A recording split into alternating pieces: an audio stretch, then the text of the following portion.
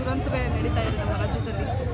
ಏನು ಬುದ್ಧ, ಬಸವ, ಅಂಬೇಡ್ಕರ್ರ ಒಂದು ಆಶಯದಂತೆ, ತತ್ವ ಸಿದ್ಧಾಂತದಂತೆ ಯಾರಾದರೂ ಒಬ್ಬ ನಾಯಕರು ಈ ದೇಶದಲ್ಲಿ ಪರಿಪಾಲಿಸ್ತಾ ಇದ್ದಾರೆ ಅಂತಂದರೆ ಅದು ನಮ್ಮ ನಿಮ್ಮೆಲ್ಲರ ನೆಚ್ಚಿನ ಧೀಮಂತ ನಾಯಕರಾಗಿರ್ತಕ್ಕಂಥ ಸನ್ಮಾನ್ಯ ಸಿದ್ದರಾಮಯ್ಯನವರು. ಇವತ್ತು ಸಿದ್ದರಾಮಯ್ಯನವರು ಸಮಾಜದಲ್ಲಿರ್ತಕ್ಕಂಥ ಎಲ್ಲ ಶೋಷಿತ ಸಮುದಾಯಗಳ ಪರವಾಗಿ ದಲಿತರು, ಆದಿವಾಸಿಗಳು, ಅಲ್ಪಸಂಖ್ಯಾತರು, ಅಲೆಮಾರಿಗಳು, ಮಹಿಳೆಯರು, ಕಾರ್ಮಿಕರು, ರೈತರು, ಯುವಜನತೆ, ಅತ್ಯಂತ ಶೋಷಣೀಯ ಪರಿಸ್ಥಿತಿ ಇರ್ತಕ್ಕಂಥ ಧ್ವನಿ ಇಲ್ಲದ ಸಮಸ್ತ ಸಮುದಾಯಗಳ ಪರವಾಗಿ ಇವತ್ತು ಅವರು ಧ್ವನಿಯಾಗಿ ಅವರ ಕಲ್ಯಾಣಕ್ಕಾಗಿ, ಸರ್ವತೋಮುಖ ಅಭಿವೃದ್ಧಿಗಾಗಿ ಇವತ್ತು ಶ್ರಮಿಸ್ತಾ ಇದ್ದಾರೆ. ಇವತ್ತು ನಮ್ಮ ದೇಶದ ಪ್ರಜಾಪ್ರಭುತ್ವದ ಪರಿಪಾಲಕರು ಹಾಗೂ ಸಂವಿಧಾನದ ರಕ್ಷಕರು ಅಂತಂದರೆ ತಪ್ಪಾಗಲಾರ್ದು. ಆ ನಿಟ್ಟಿನಲ್ಲಿ ಇವತ್ತು ಸಿದ್ದರಾಮಯ್ಯನವರು ಮಾಡ್ತಾ ಇರ್ತಕ್ಕಂಥ ಕೆಲಸವನ್ನು ಒಂದು ಏನು ದ್ವೇಷದ ರಾಜಕಾರಣದಿಂದ ಈ ಸಮಾಜ ಯಥಾಸ್ಥಿತಿವಾದಿಗಳು, ಮನುಸ್ಮೃತಿಯ ಅನುಸರಣೆ ಮಾಡ್ತಾ ಇರ್ತಕ್ಕಂಥ ಯಥಾಸ್ಥಿತಿವಾದಿಗಳಾಗಿರ್ತಕ್ಕಂಥ BJP ಸರ್ಕಾರ ಇವತ್ತು ದ್ವೇಷದ ರಾಜಕೀಯವನ್ನು ರಾಜ್ಯದಲ್ಲಿ ಮಾಡ್ತಾ ಇದೆ. ಇವತ್ತು ತುಂಬ ಒಂದು ನಗೆಪಾಟ್ಲು ಅಂತಲೇ ಹೇಳಬೇಕು.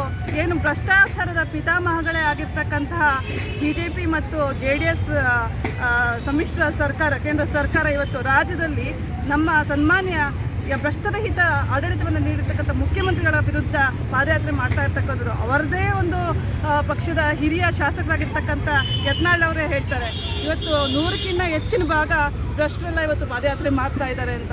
ಹಾಗಾಗಿ ನಾನು ಈ ಮೂಲಕ ಹೇಳ್ತಾ ಇದ್ದೀನಿ, ಇವತ್ತು ಪ್ರಜಾಪ್ರಭುತ್ವವನ್ನು ನಾವು ಉಳಿಸ್ಕೋಬೇಕು, ಈ ಸಂವಿಧಾನವನ್ನು ಉಳಿಸ್ಕೊಂಡ್ರೆ ನಮ್ಮ ಉಳಿವು ಅಂತ. ಹಾಗಾಗಿ ಬಹಳ ಮುಖ್ಯವಾಗಿ ನಾನು ಈ ದೇಶದ, ಈ ರಾಜ್ಯದ ಸ್ವಾಭಿಮಾನಿ ಮಹಿಳೆಯರಿಗೆ ನಾನು ಒಂದು ಕರೆಯನ್ನು ಕೊಡ್ತಾ ಇದ್ದೀನಿ. ಇವತ್ತು ಮಹಿಳೆಯರನ್ನು ಆರ್ಥಿಕವಾಗಿ, ಶೈಕ್ಷಣಿಕವಾಗಿ, ಸಾಮಾಜಿಕವಾಗಿ ಮತ್ತು ರಾಜಕೀಯವಾಗಿ ಮುಖ್ಯವಾಹಿನಿಗೆ ತರಬೇಕು ಅನ್ನೋ ಒಂದು ದೃಷ್ಟಿನಲ್ಲಿ ಸಾಕಷ್ಟು ಜನಪ್ರಿಯ ಕಾರ್ಯಕ್ರಮಗಳು ಮಹಿಳೆಯರಿಗಾಗಿಯೇ ನಮ್ಮ ರಾಜ್ಯದಲ್ಲಿ ನಮ್ಮ ಮುಖ್ಯಮಂತ್ರಿಗಳಾದಂಥ ಸನ್ಮಾನ್ಯ ಸಿದ್ದರಾಮಯ್ಯನವರು ನೀಡಿದ್ದಾರೆ. ಏನು ಶಕ್ತಿ ಕಾರ್ಯಕ್ರಮ ಇರ್ಬೋದು, ಗೃಹಜ್ಯೋತಿ ಇರ್ಬೋದು, ಗೃಹಲಕ್ಷ್ಮಿ ಇರ್ಬೋದು, ಇಂಥ ಒಂದು ಕಾರ್ಯಕ್ರಮಗಳನ್ನು ಕೊಡುವುದರೊಂದಿಗೆ ಇವತ್ತು ಸಮಾನತೆಯ ಒಂದು ಸಮಾಜವನ್ನು ನಿರ್ಮಾಣ ಮಾಡಲಿಕ್ಕೆ ಇವತ್ತು ಸಿದ್ದರಾಮಯ್ಯನವರು ಮುಂದಾಗಿದ್ದಾರೆ. ಬಹಳ ನೋವಾಗ್ತಾ ಇದೆ. ಇವತ್ತು ರಾಜ್ಯದಲ್ಲೇ 2ನೇ ಬಾರಿಗೆ ಅತ್ಯಂತ ಶೋಷಿತ ಹಾಗೂ ಹಿಂದುಳಿದ ವರ್ಗದ ಒಬ್ಬ ನಾಯಕ 2 ಬಾರಿ ಮುಖ್ಯಮಂತ್ರಿಗಳು ಆಗಿರ್ತಕ್ಕಂಥ ಒಂದು ವಿಚಾರವನ್ನು ಈ ಯಥಾಸ್ಥಿತಿವಾದಿಗಳು, ಈ ಕೋಮುವಾದಿಗಳು, ಈ ಸಂವಿಧಾನ ವಿರೋಧಿಗಳು ತಡ್ಕೊಳ್ಳೋಕ್ಕಾಗ್ದಲೇ ಈ ಒಂದು ಷಡ್ಯಂತ್ರವನ್ನು ಮಾಡಿದ್ದಾರೆ.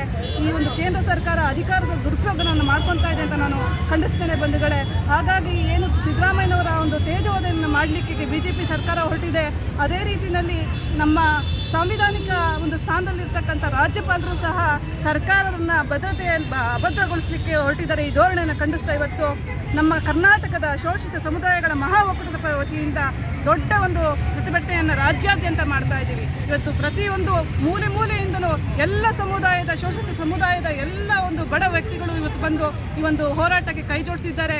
ಇದು ಉಗ್ರವಾದಂಥ ಒಂದು ರೂಪವನ್ನು ತಾಳುತ್ತೆ.